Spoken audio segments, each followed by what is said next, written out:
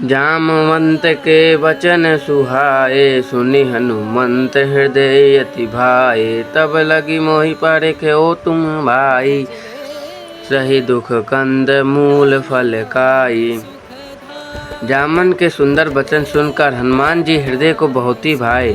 वे बोले, हे भाई, तुम लोग दुख सहकर कंद मूल फल खाकर तब तक मेरी राह देखना। जब लगी आवहु सीत ही देखी, हुई है काज मोहि हरस विशेषी। या कही नाई सभिन कहु माता, चले हरस ही धरे रघुनाथ। जब तक मैं सीता जी को देखकर लौट के न आऊँ, काम अवश्य होगा, क्योंकि मुझे बहुत ही हर्ष हो रहा है। यह कहकर और सबको मस्तक नवाकर तथा हृदय में श्री रघुनाथ जी को धारण करके हनुमान जी हर्षित होकर चले। सिंधु तीर एक भूधर सुंदर, कौतुक कूद चढ़ो ताऊ पर। बार बार रघुवीर संभारी, तर्क भवंत बल भारी। समुद्र में तीर पर एक सुंदर पर्वत था। हनुमान जी खेल से ही अनायास कूदकर उसके ऊपर जा चढ़े और बार बार श्री रघुवीर का स्मरण करके अत्यंत बलवान हनुमान जी उस पर से बड़े वेग से उछले। जेहि गिरि चरण देहि हनुमंता, चले सोगा पाताल तुरंता। जिमि अमोघ रघुपति कर बाना, यही भांति चले हनुमाना।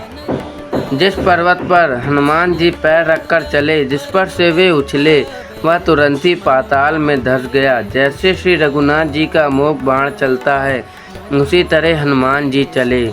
जल निधि रघुपति दूत बिचारी, तय मैनाक होई समहारी। समुद्र ने उन्हें श्री रघुनाथ जी का दूत समझकर मैनाक पर्वत से कहा कि हे मैनाक, तू इनकी थकावट दूर करने वाला हो, अर्थात अपने ऊपर इन्हें विश्राम दे। हनुमान तह परसा कर, पुण्य कीन प्रणाम। राम काजु कीन्हे, बिनु मोहि कहाँ विश्राम।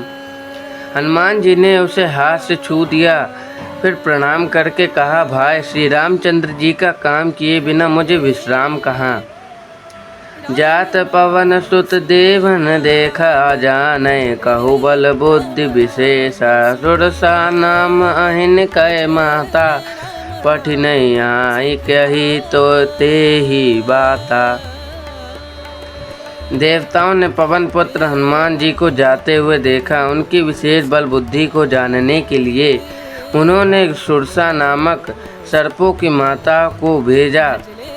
उसने आकर हनुमान जी से यह बात कही, आज सुरन मोहि दीन यहारा, सुनत बचन कह पवन कुमारा। राम काजु करि फिर मैं आबू, सीता कह सुधि प्रभु ही सुनाबो। आज देवताओं ने मुझे भोजन दिया है। यह वचन सुनकर पवन कुमार हनुमान जी ने कहा, श्री राम जी का कार्य करके मैं लौट आऊं और सीता जी की खबर प्रभु को सुना दूं। तब तवन पदन पठ्यों आई, सत्य कहूँ मोहि जान दिमाई। कवने हूँ दतन दे नहीं जाना, ग्रससि न मोहि कहो हनुमाना। तब मैं आकर तुम्हारे मुंह में घुस जाऊंगा, तब तुम मुझे खा लेना। हे माता, मैं सत्य कहता हूँ, अभी मुझे जाने दे। जब किसी भी उपाय बस उसने जाने नहीं दिए, तब हनुमान जी ने कहा, तो फिर मुझे खा ले माई। जो जन भरे ते बदन उपसारा, कपि तनु कीन दुगुन विस्तारा। सोरह जो जन मुख ते ठयो, तुरंत पवन सुत बत्तीस भयऊ। उसने योजन भर 4 कोस में मुंह फैलाया। तब हनुमान जी ने अपने शरीर को उससे दुगना बढ़ा लिया। उसने 16 योजन का मुख किया। हनुमान जी तुरंत ही 32 योजन के हो गए। जस जस सुरसा बदन बढ़ावा, ता सुदून कपि रूप दिखावा। सत योजन तहि आनन कीन्हा, अति लघु रूप पवन सुत लीन्हा।